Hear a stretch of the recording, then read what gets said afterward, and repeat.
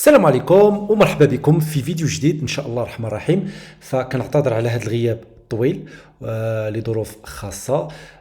وكيف ما كتشوفوا في العنوان ان شاء الله الرحمن الرحيم وتحت طلب مجموعه ديال الناس انه بغاو سلسله ديال المراجعه بالنسبه للناس اللي عندهم البكالوريا، وخاصه الناس اللي عندهم الباك حر في الشعب العلميه، وكذلك يعني شعبة الاقتصاد. فحاولت انني هذا الفيديو هذا غادي ندير تلخيص شامل للغه العربيه، ومن بعد ان شاء الله غادي يبداو يجيو فيديوهات حول دونك التربيه الاسلاميه، الاجتماعيات، الرياضيات الى غير ذلك، وخاصة فقط في يعني الشعب سواء العلمية، ونحاول ندير شعب الاقتصاد وندير شعب أخرى، وخاصة الناس ديال الباك ليبر. فبطبيعه الحال غنبدا اليوم ان شاء الله الرحمن الرحيم في هذا الفيديو حول اللغه العربيه، وغادي نعطيكم يعني خلاصه شامله على اللغه العربيه. فكيف ما كتعرفوا بان اللغه العربيه اللي المعامل ديالها ما نستهنوش به، فالمعامل فهو جوج. الناس اللي غيدوزوا اللغه العربيه هادشي اللي غنهضر عليه هما علوم التجريبيه، يعني علوم تجريبيه. فكنهضروا على يعني الاس في تي، كنهضروا على البي سي، كنهضروا كذلك على علوم زراعيه، وكذلك علوم رياضيه سواء سواء بي، كذلك علوم الاقتصاد والتدبير، وكذلك العلوم والتكنولوجيات الكهربائيه، وعلوم والتكنولوجيات الميكانيكيه والفنون التطبيقيه. هاد الشعاب بالمسالك ديالها فغادي تدوز بطبيعه الحال اللغه العربيه ديال باك، ديال الثانيه باك، كماده في المواد ديال باك حر. فاللي خصنا نعرفوا في هذه الماده ديال اللغه العربيه بانها فيها ثلاثه ديال الاقسام: القسم الاول والقسم الثاني والقسم الثالث، او ما يسمى بالمكونات. فالامتحان كيفاش غيجيك؟ الامتحان بطبيعه الحال غيجي على ثلاثه ديال المراحل. فاش غتحط الورقه قدامك ديال الامتحان غتلقى مكون النصوص عليه 10 النقاط. المكون الثاني او ما يسمى مكون العلوم اللغه 4 النقاط. مكون الانشاء والتعبير 6 النقاط. الا جمعنا هاد النقاط كاملين غادي نلقاو 20 على 20. هاد المكونات هما اللي غادي نحاول انني نشرحهم في هاد الفيديو. نبداو باول مكون وهو مكون النصوص. فبطبيعه الحال كنصيحه حاولوا في هذا الفيديو هذا تشد ورقه وستيلو، حاول تلخص او انه حاول تاخذ النقاط الاساسيه، واللي حاجه اللي يعني اللي ما فهمتيهاش حاول انك تخليها لي في التعليق. مكون النصوص. نهار الامتحان ان شاء الله كيجيك الامتحان على الشكل التالي. عباره مثلا الا خدينا انه الامتحان على شكل نص بحال هذا، مثلا يقدر يكون نص يقدر يكون قصيده، مي اغلب الاحيان تيكون عباره على النص. هذا النص مثلا فهو نص عادي، يعني العنوان ديالو الديمقراطيه الافتراضيه. كتلقى بحال هذا النص تحتو شنو كتلقى هذه الاسئله. هذه الاسئله كيف ما قلت لكم بانه مكون النصوص عليه 10 النقاط. الاسئله ديالهم تتكون دائما تتعاود. تيجي مثلا تيقول لك صيغ فرضيه لقراءه النص والمجزوءه والمحور الذي يمثلهما، يعني عطينا فرضيه، وكذلك قلنا هذا النص هذا اش من مجزوءه كيف ما غادي نشرح واحد بعض الاسئله، وكذلك اش من محور. انطلاقا من المؤشرين الاتيين شكل النص وعنوانه. حدد القضيه الاساس التي يطرحها النص. يهيمن في النص حقلان: حقل الدلالي الدال على كذا والحقل الدال على كذا. دونك اجرد من النص كذلك 3 الفاظ وعبارات داله على كل حقل وبين العلاقه بينهما. كذلك دوك هادو مجموعه ديال الاسئله اللي غيبقاو يتعاودوا، حنا غنشوفوا الاجوبه ديالهم وغنشوفوا كيفاش انك غادي تحاول انك تضمن 10 ديال النقاط بطريقه جد سهله في المكون النصوص. الى لاحظتوا قبل ما نبداو بان المقرر ديال اللغه العربيه فيه محاور، وبالتالي هاد المحاور كاينين 4. كاين المحور ديال العولمه ابعاد وتحديات، داكوغ. كاين نقدروا نقولوا مزوءات، عفوا نقدروا نقولوا مزوءات. المزوءه الاولى هي العولمه ابعاد وتحديات. المزوءه الثانيه ديمقراطيه. المزوءه الثالثه جماليه الفنون الادبيه، والمزوءه الرابعه جماليه الفنون البصريه. دونك في اللغه العربيه ان شاء الله غادي تلقاو 4 ديال المزوءات: العولمة أبعاد وتحديات، الديمقراطية، جمالية الفنون الأدبية وجمالية الفنون البصرية. وكل مزوءة كتنقسم إلى محاور. فمثلا تيجي مثلا بعض السؤال تيقول لك صيغ فرضية قراءة نص تحدد نوعيتها والمزوءة. دونك النص انطلاقا من النص غتقول هذا النص مثلا، هذا النص اش من مزوءة. وبطبيعة الحال غادي تقول ينتمي الى مثلا كنلاحظوا الديمقراطية الافتراضية في نظركم اش مزوءة؟ سؤال الديمقراطية ها انت جاوبتي عليه. تيبقى المحور، واش من محور في المزوءة؟ نهضروا على المزوءة الأولى، العولمة أبعاد وتحديات. المحاور كاين الهوية الثقافية، كاين المجتمع المعرفة، وكاين الحوار بين الثقافات. المزوءة الثانية الديمقراطية، كاين التربية والتكوين، الثقافة والسياسية، والمجتمع المدني. في نظركم النص اللي جبت لكم كمثال هناك الديمقراطية الافتراضية، فاش غتقرا غتشوف اش من محور يعني كينتمي. واش هذا المحور غتقول فرضيه، غتعطي فرضيه انطلاقا من النص بطبيعه الحال تحط فرضيه شخصيه، وغادي تقول هذا النص ينتمي الى مزوءات كذا دونك ديمقراطيه، وخاصه محور. وغادي تختار واش التربيه والثقافه، التربيه والتكوين، الثقافه السياسيه، المجتمع المدني. كذلك المحور المزوءه الثالثه وهي جمعيه الفنون الادبيه، وتنقسم الى الشعر والقصه والمسرح. مثلا فاش كتحط شي قصيده ولا كتحط شي حاجه كتقول ينتمي الى هذا النص، ينتمي إلى جمعية الفنون الأدبية، وخاصة محور الشعر أو القصة أو المسرح إلى غير ذلك. كذلك المزوءة الرابعة والأخيرة وهي جمالية الفنون البصرية، المحاور ديالها اللي هو التشكيل، المعمار والسينما. هنا مفهوم دابا فهمنا بأن المكون النصوص خاصك ديما تكون عارف كيفاش تصيغ الفرضية، وكذلك تعرف المزوءة. كاينين 4 ديال المزوءات، وكل مزوءة تنقسم إلى محاور. دونك المزوءات هناك 4 اللي هما كالتالي: العولمة أبعاد وتحديات، الديمقراطية، جمالية الفنون الأدبية، وجمالية الفنون البصرية. وكل مزوءة تنقسم إلى محاور: محور الهوية والثقافية، مجتمع المعرفة، حوار بين الثقافات. كذلك الديمقراطية التربية والتكوين، الثقافة السياسية، المجتمع المدني. جمالية الفنون الأدبية الشعر، القصة، المسرح. جمعية الفنون البصرية التشكيل، المعمار، السينما. ها انت ضمنتي نقطة أو 2 أو 3. تيجي بعض الأسئلة تاني كتحط كيف ما شفنا، ما هي نوع النص؟ هذا النص هذا يقدر يتحط لك نص على شكل رسالة، على شكل قصة، على شكل مسرحية، على شكل مقالة، على شكل رواية. النص اللي جبت لكم انا، وهذه المقاله تقدر تكون علميه، دينيه، نقديه، او اجتماعيه. هاد النص اللي جبت لكم انا، واش هذا مسرحيه؟ لا. واش قصه؟ لا. دوك فهو ماذا؟ فهو بطبيعه الحال مقاله علميه او دينيه او نقديه واجتماعيه. دوك يعني فهي مقاله نقديه. هذا جواب بعض الاسئله. فمن بين الاسئله لاحظتوا هنا مكون النصوص كيقولوا هذا السؤال هذا: حدد انطلاقا من الشكل، يعني انطلاقا من الشكل، انطلاقا المؤشر الاتي الشكل النص وعنوانه. حدد القضيه. دوك تيقول لك القضيه، وكذلك بطبيعه الحال يقول لك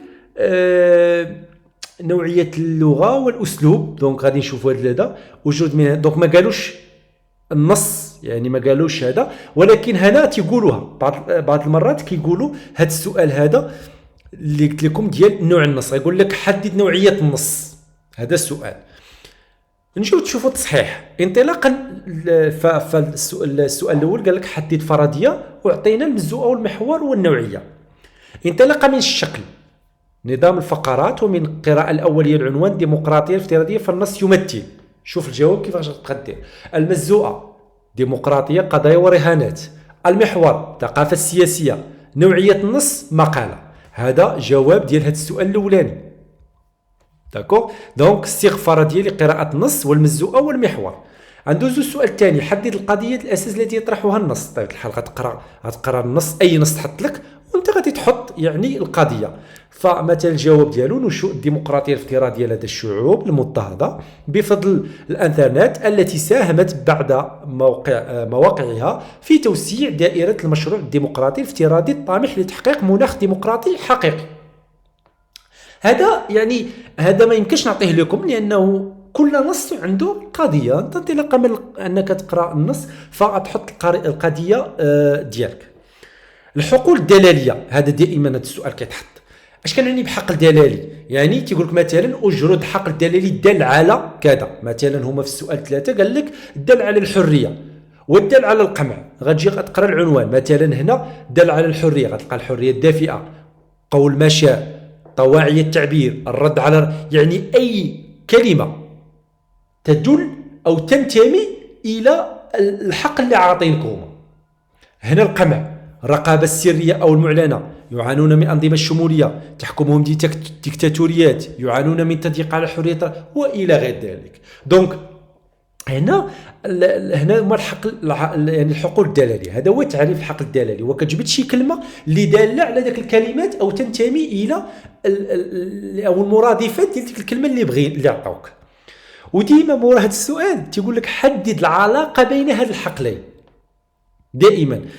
دونك العلاقة كنعرفوا بان يا اما علاقه تكامل او علاقه تضاد او علاقه، يعني اي علاقه اخرى. فكيف ما شفتوا هنا في الجواب في السؤال، يهيمن حقل كذا، الجرود عباره دال على الحقل، ثم بين العلاقه بينهما.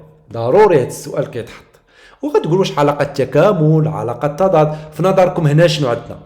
هناك علاقه تضاد، الحرية والقمع. هناك الجواب اللي غتقول لي نلاحظ أن هناك علاقة تضاد بين الحقلين، حقل الحرية وحقل القمع. نوعية اللغة، هذا السؤال ديما تيقول لك انطلاقا من قراءتك للنص حدد نوعية اللغة. كاينين جوج احفظهم، واش لغة تقريرية مباشرة أو لغة إيحائية. مثلا باش كتعرف لغة إيحائية، تذوقت حلاوة النجاح، يعني تكون فيه شوية الإبداع أو شوية النزوح أو شوية البلاغة، بالدارجة كيزيد فيه. لغة تقريرية مباشرة، تذوقت حلوة العيد، يعني لغة تقريرية مباشرة، يعني ما فيهاش المبالغة أو أن فيها بعض من يعني الجمالية، أو فقط لغة كما تيقولوا لغة حرشة بهذا الفهم. دونك لغة تقريرية مباشرة ولغة إيحائية مفهومة. دونك عقلوا على هذا الجواب ديال هذا السؤال. من بعد بين الأسئلة الثانية اللي كيتعطى هو تيقول لك الأساليب. من خلال قراءتك للنص حدد الأسلوب المهيمن في النص. كاينين جوج، واش أسلوب إنشائي أو أسلوب خبري. أسلوب خبري هو تكون تتقرأ كتحس بأن النص كيعطيك المعلومات، يقدر يكون تقريري أو إيحائي. تقريري يعني معلومات هي عبارة عن جمالية أو انزياح، أو تقريري أنها معلومة اللي هي منطقية. أو تيكون أسلوب إنشائي. الأسلوب الإنشائي تيكون فيه يهيمن عليه ماذا؟ يا إما يهيمن عليه النهي، ما تديرش هذه ما تديرش هذه، أو الاستفهام. هناك يعني الكاتب تلقى بأنه دائما يتعجب، أو أنه دائما يستخدم أسلوب الهيمنة، النداء أو التمني أو الأمر، أو أنه تعريف تعجب أو القسم المدح أو الذم. دونك فهم، دونك أنت غتحفظ مثلا فاش غيقول لك ما هو الأسلوب المهيمن، كيف ما قلنا في اللغة نوعية اللغة، غتقول ليه سواء انه اسلوب خبري او اسلوب انشائي. صافي. دونك هذا السؤال ضمنتي الجواب ديالو. دونك نشوفوا الاجوبه ديال النص اللي جبت لكم هنا. فاللغه اللي كاينه فهي تقريريه مباشره. اللي الناس اللي ما عرفوش النص، هذا النص هذا اللي جبت لكم في الاول. دونك يعني الاجوبه ديالو ها هما كاينين هنا. فاش قال لك حدد نوعيه اللغه والاسلوب المهيمن ووظيفتهما. دونك الجواب اللغة تقريرية مباشرة. الأسلوب فهو خبري في مجمله لأنه يهيمن عليه الجمل الخبرية الاسمية والفعلية. الوظيفة فهو الإخبار والتفسير فقط. مفهوم؟ دونك قبل ما ندوز المكون الثاني في المادة اللغة العربية، مكون النصوص، بعض الأسئلة غتلقاو حدد الأسلوب المهيمن، حدد نوعية اللغة، كذلك الحقل الدلالي، ما العلاقة بين الحقلين، كذلك نوع النصوص، يعني نوع النص اللي بين أيديك، واش هو رسالة، واش قصة، مسرحية، مقالة، رواية. كذلك غيقول لك حدد المجزوءة التي ينتمي إليها هذا النص مبرزا المحور، وكذلك مبرزا في شي فرضية ديال النص. دوك هادو اسئله اللي ديما كيتعاودوا، وديما تيكون واحد السؤال في الاخر تيقول لك اعطينا تلخيص، داكو، او انه تيقول لك اعطيني الراي ديالك. فمثلا جبت هذا الامتحان هذا، صيغ فقره مستلزمه من الاستنتاج، داكو، ها هي استنتاجات تحليلك وتناقش فيها تصور الكاتب، يعني مبديا، ها هي مبديا الراي الخاص بك. كيعطيه شي جمله من النص يقول لك اغلبيه السؤال الاخير ديما تيكون فيه الراي ديالك. يعني هنا كيجي طريقه ديال السرد وكيفاش كتكتب وكذلك واش عندك واحد الحس الابداعي او ان يعني كيفاش يعني واش كتعرف انك تشرح ولا انك تبدع بهذا المفهوم. دونك مكون الاول وهو مكون النصوص، كيف ما شفنا بان اللغه العربيه فيها ثلاثه المكونات، كاين مكون النصوص، مكون علوم اللغه، ومكون الانشاء والتعبير. دابا حنا ضمننا مكون النصوص، غندوزو مكون اللغه يعني اللغه يعني القواعد. فمكون اللغه هو المزوءه الثانيه وتيكون فيه اغلب الحالات 4 نقاط. مكون اللغه هو ديما بعض الاسئله، هذا هزيته مقتطف من الامتحان. تامل الالفاظ الاتيه: افتراضيه، ديمقراطيه، مواقع انترنت كذا. اجرد منهما لفظين مقترضين. دونك هنا درس الاقتراض، وحنا نعرفوا هذا، انا عطيتكم هذا. وضح نوع الاقتراض فيهما. اشتق من الاسم، دونك درس الاشتقاق.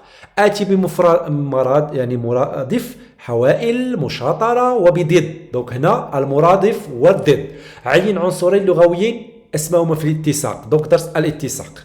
دونك لاحظتوا نقطة نقطة نقطة نقطة. دونك غنبدا نشرح لكم الدروس اللي كاينة في هذا. الدروس اللي كاينة في مكون اللغة كاين المرادف والضد. داكوغ. درس الاقتراض، درس الاشتقاق، درس الاتساق، ودرس النحت، ودرس الانزياح. نبداو بالدرس الاول وهو المرادف والضد. داينا اشني هي الترادف؟ دلاله على عدد من الكلمات المختلفه والداله على معنى واحد. يعني جود والسخاء، راه جود هي السخاء. الحزن والحسره والحرقه راه بحال بحال. الرحمه، الشفقه، العطف. يعني تتكون واحد المجموعه ديال الكلمات كيدل على نفس الكلمه، هذه المرادف. نقدر نقول لك جبد من النص كلمات او مرادفات للكلمه التاليه. صافي. اش هو التضاد؟ هو ضد الكلمه، هو استعمال لفظ واحد للدلاله على شيء وضده. والضد في اللغه نقيضه هو المقابل. ذهب ولم ياتي، كان واقف وجلس، رسب ونجح. يقول لك مثلا بعد السؤال اجرد من النص المرادف هذا، بحال هنا هذا المقتطف هذا قال لك هو آتي بمرادف من اشنو المرادف ديال حوائل، مشاطرة، وبضد كمون، احتمالية. داكوغ. جبدهم من النص، جبد لي سيدي شي كلمة كتعني بحال ديال هذه حوائل ومشاطرة. داكوغ. الدرس الثاني هو الاقتراض، اخذ لفظ من اللغة الأخرى ودخلها له. يعني كتجيب واحد الكلمة من شي لغة أخرى وكندخلوها داخلها. أنواع الاقتراض: الاقتراض اللغوي، استعارة لفظ من اللغة الأجنبية التعبير عن معاني جديدة، وهو نوعان. كاين دخيل وهو ما يحتفظ ببنيته الصوتية في لغته الأصلية. وهذا مثلا كتمشي اللغة الفرنسية وكتجيب واحد الكلمة وكتحولها إلى لغة عربية. سينما بالفرنسي راه هي سينما باللغة العربية، ها هي السينما. داكوغ. دخيل كتغير فقط ماذا؟ غير التركيبة ديالها، اما الصوت يعني البنية الصوتية تتبقى هي. الراديو باللغة الفرنسية هو هذا هو ما يعني بالاقتراض الداخلي. اش هو المعرب؟ هو اللي كتخضعوا لأوزان صرفية عربية. يعني كيتغير مثلا تلفزة يعني انه شدينا لا تيليفزيون يعني التلفازة باللغة الفرنسية وخضعناها الى وزن صرفي باللغة العربية، يعني اوزان. هذا الوزن الصرفي كيغير لك الكلمه. هذا هو الاقتراض. دونك هو نوعان، هناك دخيل يعني كتجيبه كيف ما هو، كتغير غير البنيه الصوتيه ديالو، يعني غير البنيه اللغويه ديالو، اما الصوتيه تبقى هو. المعرب هو اللي كنخدعوه الى اوزان صرفيه. درس الاشتقاق هو اخذ كلمه من اخرى تشتركان في حروفهما الاصليه وترتيبهما وتناسب المعنى. هذا هو الاشتقاق. يعني كلمه كتبدا تخرج منها فروع بهذا المفهوم. كتابه نخرجوا منها كاتب، كتاب، مكتبه، مكتوب. والاشتقاق نوعان: اشتقاق من اسماء المعاني، واشتقاق من اسماء الذوات. جيد. ندوز اشتقاق. دونك نهضروا على اشتقاق من مصادر، يقدر يكون الماضي والمضارع والامر، اسم الفاعل والمفعول، اسماء الزمن والمكان، والاله، الصفه المشبهه. نعطيكم مثلا ديال الماضي والمضارع والامر: درس، يدرس، ادرس. احنا فعل درس، ولكن بغينا نديروا الاشتقاق في الماضي والمضارع والامر درنا درس، يدرس، ادرس. اسم الفاعل والمفعول دارس مدروس. داكو. دونك اسماء الزمان مالها التلاميذ ايام العطله، مالها اسم زمان. اسم مكان لعب ملعب. اسم الاله نظر منظار، ها هو من نظر خرجنا اسم اله منظار. اسم مكان لعب من لعب كاسم، ولكن باش غنديروا اشتقاق اسم المعاني كاسم مكان درنا ملعب. اشتقاق من اسماء الذوات واسم هي اشتقاق من اسماء الداله على اشياء. بستان بستانه، تراب اثرب، خمر خمر، حجر استحجر. داكوغ. دونك هنا هذا هو الاشتقاق. ندوزو لدرس اخر وهو درس الاتساق. الاتساق هو ترابط. كنحاول انني نزر باش ما يكونش الفيديو طويل، هذه من جهه، ومن جهه اخرى حاولوا الفيديو عاودوا وعاود ودير الخطاطه ديالك انت، هذه كنصيحه او خرجه في هذا الفيديو هذا. الاتساق هو ترابط وتماسك الحاصل بين الجمل والكلمات. مشكل النص. هناك 3 انواع الاتساق. هناك الاتساق التركيبي والاتساق الدلالي والاتساق المعجمي. مثلا في الامتحان كيعطيك شي جمله ولا شي حاجه ما هو نوع الاتساق، انت غتقول لي واش اتساق تركيبي او معجمي او دلالي. انا نشرحهم. اش هو الاتساق التركيبي؟ هو فين ما تلقى يا اما ادوات الربط والعطف و ثم او اسماء الموصوله التي اللذين او روابط التفسير، اي يعني اقصد هذا غتقول لك ما هو نوع الاتساق، غتقول الاتساق التركيبي. ولكن الى لقيتي إحالة قبلية وهي التي تحيل الشيء هذا، مثال أخذ الشعر تاريخه، اتساق دلالي. إحالة بعدية وهي التي تحيل إلى أشياء لاحق، نرى هذا في النقط الآتية، يعني هذا اتساق دلالي دال على الإحالة البعدية. أما الاتساق المعجمي هو التي تكون فيه علاقة تكرار أو علاقة تضاد. ندوزو الدرس الأخير وهو النحت. هو أن تؤخذ من كلمتين أو جملة حروف تبنى بها جملة جديدة تعبر عما تدل كلمتين أو جملة. مثال بري مائي، النحت احنا دمجناهم برمائي. لا حول ولا قوة إلا بالله، حوقلة. بسم الله بسملة. هذا هو النحت. النحت هو كتشد مثلا 3 الكلمات أو 4 أو 2 أو هذا وكتدمجهم كديرهم في كلمة واحدة، هذا هو النحت. صافي. وهو أنواع. هناك نحت نسبي فعلي أو اسمي. مثلا نقولوا النحت الفعلي بسملة قال بسم الله، هذا فعل. أو نسبي منسوب إلى فلان عبد لي، منسوب إلى عبد الله. نحت اسمي جلمود للشيء الصلب، جمد أو جلد. دوك هادو إلا قال لك مثلا تعطيك شي كلمة وتقول لك ما هو النحت، نوع النحت، واش غتقول لي نحت فعلي إلا كان يدل على فعل، نسبي دال على منسوب، اسمي دال على شيء مثلا كجلمود لشيء صلب. درس الانزياح. الانزياح هو الخروج أو ابتعاد عن المألوف. مثلا يعني شي حاجة اللي فيها الانزياح، فيها الاستعارة ملفوم. هذا مثال ظهرت التجاعيد في وجه الرجل، أنشبت التجاعيد أظافرها في جبهة الرجل. داكو. دوك هيا من هنا درنا الانزياح. أنشبت تجاعيد أظافرها. واش التجاعيد عند الأظافر؟ لا، ولكن اشنو درنا هنايا؟ درنا انزياح، يعني خرجنا على المألوف، يعني الجملة ولات غير مألوفة ولا فيها بعض الإبداع. أنواع الانزياح. هناك انزياح تركيبي، فأما اليتيم فلا تقهر وأما السائل فلا تنهر.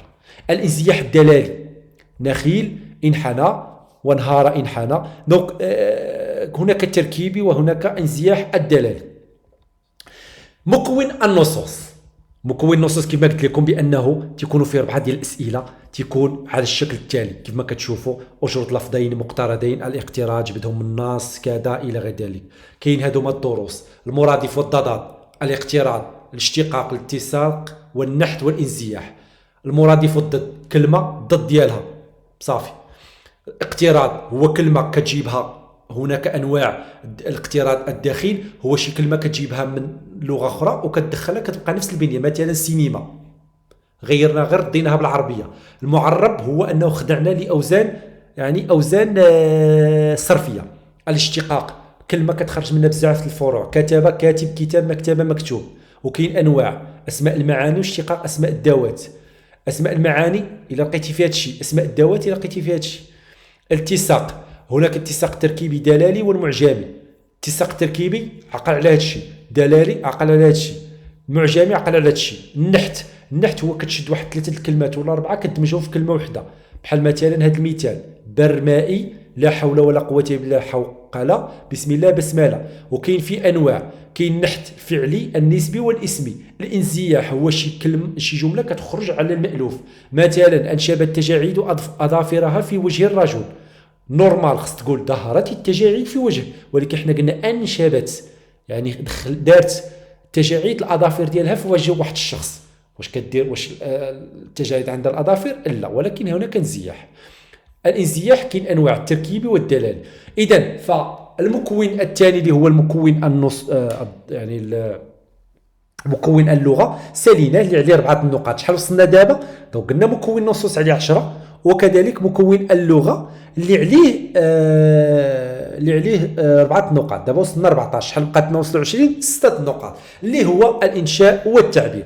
الانشاء والتعبير كاينين 4 ديال المهارات اللي غيحطوا لكم فيها. يا اما غيقول لك تقنيات التفاوض والمقابله، عفوا، مهاره وضع خطه عمل، او مهاره كتابه مشهد مسرحي، او مهاره اعداد بطاقه حول شريط سينمائي. نبداو بالمهاره الاولى، مهاره التفاوض والمقابله. اش هو التفاوض؟ التفاوض هو وضعيه تواصليه تكون بين الطرفين او اكثر تسعى لحل النزاعات وتقريب الاراء. هذا هو التفاوض، يعني اخذ ورد، يعني ما بين طرفين ولا جوج ولا 3 ولا اكثر، باش اننا نحلوا شي نزاع ونوصلوا شي حل معين. وهو يتطلب ان يمتلك المفاوض استراتيجيه التفاوض تمكن الوصول الى اهدافه. والمقصود باستراتيجيه التفاوض مجموعه من الادوات الاقناع والضغط يمكنها ان تدفع الطرف الاخر تنازل قليلا والوصول الى حل وسيط يرضي الجميع. مفهوم دابا شنو هو التعريف؟ تعريف التفاوض واحد وضعيه تواصليه بين طرفين او اكثر، الهدف منه هو انني نقنع ذاك الطرف الاخر باش يتنازل على شي راي اخر، على القناعات ديالو. ولكن باش يتنازل خصني نوظف انا بعض الاساليب والتقنيات للضغط والاقناع. وفيه حتى هو مقدمه وعرض وخاتمه. مقدمه اش كنديروا فيها؟ كنذكروا فيها موضوع التفاوض، الاطراف ديالو. العرض يعني الموضوع، يعني علاش غنتفاوضوا وشكون هما الاطراف، مثلا انا والشخص وفلان وفلان وفلان. العرض تبيان عناصر التفاوض، اشنو هما المكونات ديال التفاوض، واشنو هما العناصر ديال الحوايج ديال الضغط اللي غادي نستعملهم باش نقنع داك الشخص اللي غنتفاوض معاه. خاتمه، اشنو النتيجه، واش تقنع ولا ما تقنعش هذاك الشخص. نعطيو مثال.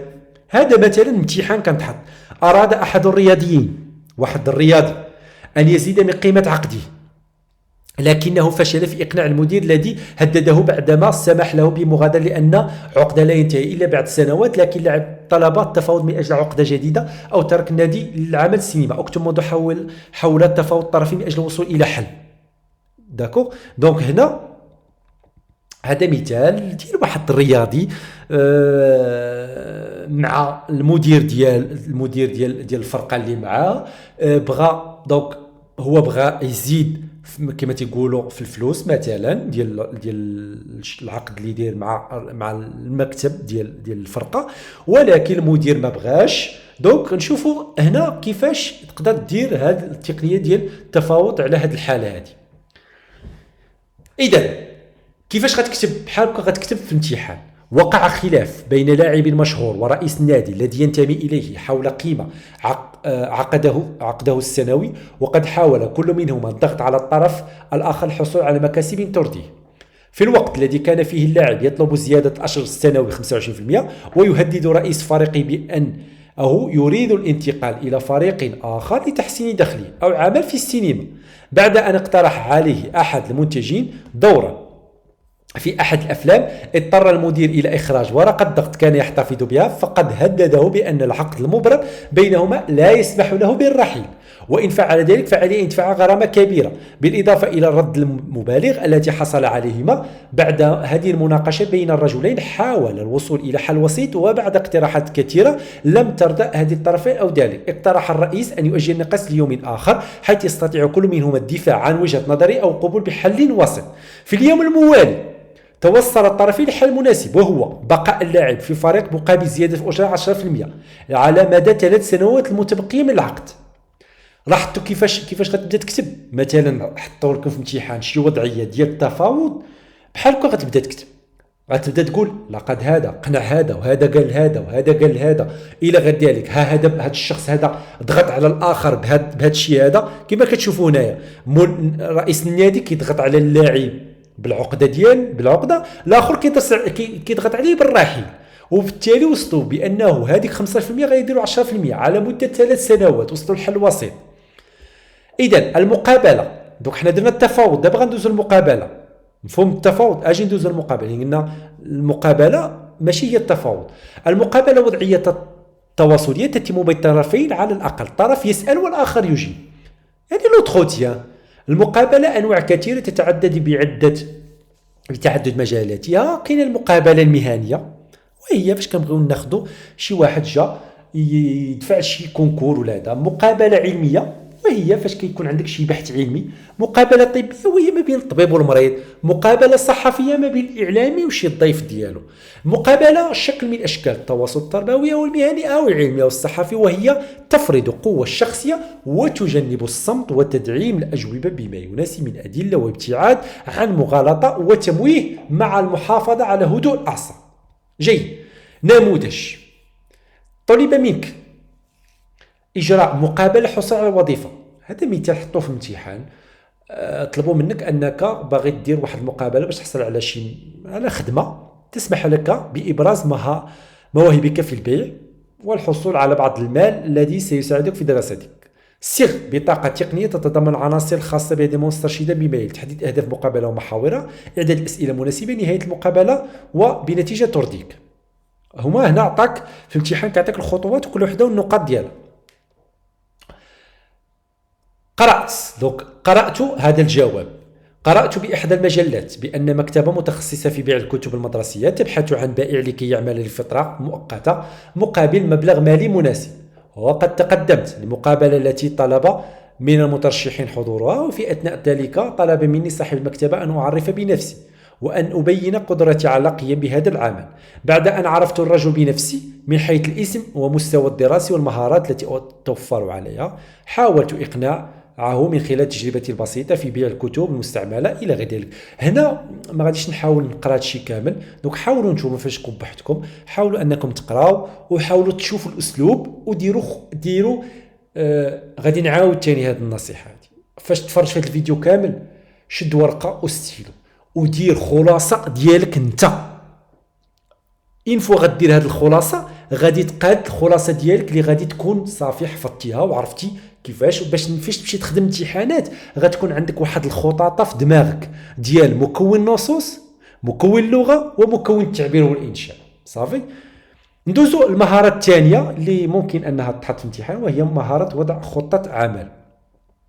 اش هي خطة عمل؟ وهي تصميم دقيق وخارطة طريق استراتيجية وتكتيك لبدء عمل وقياس مدى التقدم فيه والتنفيذ الى كذلك. دونك خطة عمل كي بلون كما تيقولوا البلان ديال الخدمة ديالك. مثلا بغيتي توصل لواحد الخدمة، بغيتي دير واحد البروجي مثلا، كتحط واحد البلان، غندير هذه وندير هذه وندير هذه وندير هذه. هذه خطة عمل. وتنقسم هذه الأهداف إلى قسمين: أهداف عامة وأهداف خاصة. دونك يمكن وضع تصميم لموضوع حول وضع خطة عمل كما يلي: مقدمة كتقدم فيها العمل، اش هو العمل اللي غتهضر عليه، العمل الذي ستقدم له خطة والأهداف التحقيقية، يعني غتهضر واحد التقديم على داك العمل اللي بغيتي دير. مثلا بغيتي دير شي بروجي كتهضر عليه. كذلك تحديد الفئة المستهدفة، شكون هي الفئة بوبيلاسيون سيبل بالفرنسي، اش هما الموارد اللازمه، يعني موارد بشريه، موارد ماليه الى غير ذلك، والانشطه اللي غدير ليزاكتيفيتي. الخاتمه غدير تلخيص ديال الاحتمال ديال النجاح او فشل هذه الخطه. ها ما عطينا مثال، هذا من امتحان كان تحط: تصور انك تخطط لانشاء مشروع مقاوله. تخيل انك باغي دير مقاوله انت، فتقدمت بطلب الى مؤسسه بنكيه، مشيتي عند بنكه بغيتي تمولك لهذاك البروجي ديالك اللي هو اونتربريز من قرض مالي، بغيتي فلوس لدعم المشروع. فطلب منك المدير ديال البنكه، قال لك اسيدي دير لي خطه عمل، بلان كما تيقولوا البلان ديال البروجي ديالك. اكتب موضوعا انشائيا تبرز فيه الخطه التي اعددتها لانشاء مشروعك، مستثمرا في ذلك ما اكتسبته من مهاره. ها الجواب: وقرأ هذا الشيء كامل. منذ كنت أتابع دراساتي كذا، كنت أفكر دائما في إنشاء مقاولاتي. دونك هذه هي كتابة موضوع. دونك غادي تحاولوا تقراوها لراسكم. هذا جواب ديال هذا الامتحان، هذا ديال واحد خطة عمل باش انك تنشئ مقاولة باش تقنع المدير ديال البنكة باش يعطيك كريدي. وهنا غادي تحاولوا من خلال هذا الشرح هذا المثال هذا انك تعرف كيفاش تقدر تكتب خطة عمل ديال اي سؤال تحط لكم في التعبير والانشاء ديال اللغة العربية بالنسبة للناس ديال يعني اللي باغيين يدوزوا البكالوريا. المهارة الثالثة وهي كتابة مشهد مسرحي. مشهد مسرحي هو جزء حواري من مسرحية مكتوبة، وهو يمثل مرحلة من مراحلها، قد يكون في بداية أو وسط أو نهاية، كما يتضمن مجموعة من إرشادات مسرحية التي يستفيد منها القارئ. مشهد مسرحي، مشهد مسرحية، أي مشهد مسرحي، أي مسرحية عندها واحد البناء، الحدث، وهو الأفعال التي حدث، يعني شنو هما الأفعال اللي غيقوموا بها الشخصيات. شكون هما الشخصيات؟ الشخصية، هذا البطل، هذا كذا، هذا كذا، هذا كذا. الزمان والمكان، يعني في الزمان ديال المسرحية، يعني هذاك الأحداث اش من زمان واش من مكان كتدور. الحوار كذلك، دوك الجمل والحوار يعني ما بين الشخصيات. إرشادات وهي جمل توضح بين قوسين. هذا نموذج: ليلى كذا كذا كذا كذا إلى غير ذلك. الشيخ يتفحص جثة بعزة، متى وقع ذلك؟ هذا جولة من واحد المقتطف ديال واحد المجلة. الشيخ: وهل سمعت ما كان يدور بينهما إلى غير ذلك. هذا نادرا ما أنه يتحط، ولكن تحط يمكن السنة الماضية. قال لك ديرنا مشهد مسرحي. مشهد مسرحي هو أنه كدير فيه الشخصيات والحوار لهذا حسب الموضوع اللي عطاك. غندوزو هذا نموذج ديال امتحان. هو تعاني القرية التي تنتمي إليها، يعني القرية اللي كتنتمي لها أنت، مشكلة ديال تمدرس الفتاة، يعني ما تيخليوش البنات يقراو. فقررت إثارة موضوع من خلال عرض مسرحي، وباش أنك توصل رسالة لهذوك الناس ديال القرية درتي مسرحية. اكتب مشهدا مسرحيا حول هذا مستثمرا كذا، يعني غدير مسرحية وانت اللي غتجبد لنا شكون الأطراف. هذه بنت، هذا باها، هادو المعلم، هادو واحد من الجيران إلى غير ذلك، وغدير واحد المشهد مسرحي. غندوزو هذا نموذج. السي الطيب لا استطيع السماح. دونك غنخلي لكم واحد دوك دير بوز وقرا هذا الفيديو، هذا السلايد كامل، وحاول تشوف كيفاش نموذج ديال المشهد المسرحي. ديما كيكون واحد المدخل. ها هو: بعد أداء صلاة العصر وأمام مسجد وقف السي الطيب الذي يتحدث إلى الفقيه عن ابنته التي نجحت في المستوى كذا. السي الطيب: لا أستطيع السماح بالبنت باش تمشي الثانوية الكوليج، فهي بعيدة عن قريتنا. الفقيه: صحيح ولكن يمكن السماح بالداخلية. لاحظتوا كيفاش نموذج ديال مشهد مسرحي. هذا المهارة الثالثة اللي هي إنشاء يعني ديال المهارة ديال مسرحية أو مشهد مسرحي. المهارة الرابعة وهي مهارة وضع بطاقة تقنية لفيلم سينمائي. تهدف هذه المهارة إلى إقدار التلميذ أنه مهارة كتخلي أنه يحلل شي شريط سينمائي. يعني فاش انت كتمشي تتفرج في السينما كتفرج شي هذا كي من خلال هذه المهارة كيولي عندك واحد الحس تحليلي لهذيك داك الفيلم، لأن كاينه واحد البطاقة كتسمى بطاقة تقنية. أول هذا وهو وصف الشريط من حيث العنوان، كتوصف كيفاش جاك العنوان ديال الفيلم. داك الملصق فاش كتمشي للمسرح شي سينما كتلقى واحد اللافتة ديال هذيك المسرحية. الكاتب، شكون هو الكاتب؟ كي داير التاريخ ديالو. المخرج كي داير. المنتج شكون هو؟ امتى تصدر هذا الفيلم، هذا المسرح، هذا الفيلم. اللغة، واش لغة كي دايره، واش لغة اللي هي عادية، باللغة الفرنسية، اللغة العربية، العرض ديالو. الممثلين، كي دايرين الممثلين، واش كأكفاء إلى غير ذلك. الموسيقى التصويرية، نوع الفيلم إلى غير ذلك. المرحلة الثالثة غادي تحلل لنا الشريط. دونك الشريط، الإنارة، الألوان، المؤثرات الصوتية، الخدع السينمائية إلى غير ذلك. نشوفوا مثلا هذا الفيلم ديال رسالة، غيعطوك في الامتحان شي فيلم وغيقول لك دير لنا بطاقة على هذا الفيلم. انت خصك تحفظ هذا الشيء اللي غنوريك دابا. اي فيلم عطاوك غتجي وغتكتب اولا وصف الشريط، عنوان فيلم، غتكتب لينا هذاك التصوير اللي كانوا عاطيك في الامتحان، الفيلم، عنوان ديالو. بحال هذا مثلا كانوا عطاوهم واحد المره الرساله، عنوان الرساله. الملصق، اشنو كاين في الملصق؟ هناك صورة واحد الممثل اللي هو عبد الله غيث، وصورة مصغرة لجيش مسلمين، يد تحمل راية بيضاء مكتوبة. داكشي اللي كتشوف كتبه. امتى تاريخ صدور الفيلم؟ امتى؟ 1900، هما غيقولوا لك 1976. شحال مدة العرض؟ شحال حنا كتفرج في الفيلم؟ في 3 سوايع و18 دقيقة. اللغة الأصلية العربية مع وجود نسخة موازية ديال الإنجليزية. نوع الفيلم سياسي ولا لا تاريخي. شكون الكاتب؟ ها هو. المخرج ها هو كاتبينه. ممثلين كذا فلان وفلان، حسن الجندي، سناء جميل، غير ذلك. الميزانية 10 مليون دولار. التوزيع الشركات فالماكو الانتاج العالمي. هذه هي البطاقه، هذه بالفرنسي كتسمى فيش تكنيك ديال الفيلم. صافي. دونك هذه فيش تكنيك. هذه المرحله الاولى اللي هي وصف الشريط كيف ما شفتوا هنايا، وصف الشريط. المرحله الثانيه هي هذه ملخص. هذا الفيلم تدور أحداثه حول نزول الوحي على النبي صلى الله عليه وسلم وإلى ذلك وكذا كذا وكذا وكذا. رهان الفيلم، كان الفيلم يراهن على ماذا؟ على إلى غير ذلك، يعني على نقل صورة واضحة للتاريخ. دونك هنا الرهان يعني الهدف من هذا الفيلم هذا. هذه هي المرحلة التالية، هو التحليل. غتجي كذلك غادي تهضر على أشياء أخرى اللي فيها الإنارة، فيها كذا. دونك ما نطولش عليكم الفيديو. هادو هما المهارات اللي كاينين في مكون يعني التعبير والانشاء اللي عليه 6 النقاط. هضرنا على تقنيه تفاوض المقابله، مهاره وضع خطه عمل، مهاره دوك هضرنا على مقابله التفاوض والمقابله. هضرنا على مهاره وضع خطه عمل، بلان ديوتي. مثلا عطينا مثال ديال انك مشيتي بغيت تشد كريدي من البنكه. هضرنا كذلك على مشهد مسرحي، مثلا مسرحيه، احداث ديالها، شخصيات، الزمن، المكان هذا. وعطينا مثال ديال واحد الاب ما خلاش بنته تمشي تقرا، ودار حوار ديالها ما بين الاب وكذلك الفقيه اللي قال لها خصها تمشي تقرا الى غير ذلك. والمهاره الرابعه وهي تدير واحد بطاقه تعريفيه للفيلم. وقلنا لك فيه 2 مكونات، كاين وصف الشريط وكاين مرحله التحليل. وعطينا مثال ديال فيلم الرساله. المرحله الاولى وصفنا الشريط، والمرحله الثانيه هو مرحله تحليل الشريط السينمائي. نتمنى في هذا الفيديو هذا انك دير واحد الورقه، نعاود ثاني نديرها ورقه وستيلو، ودير خطاطه ديالك انت، خلاصه ديالك انت، ديال هاد 3 المكونات: مكون اللغه، مكون النصوص، وكذلك مكون التعبير والانشاء.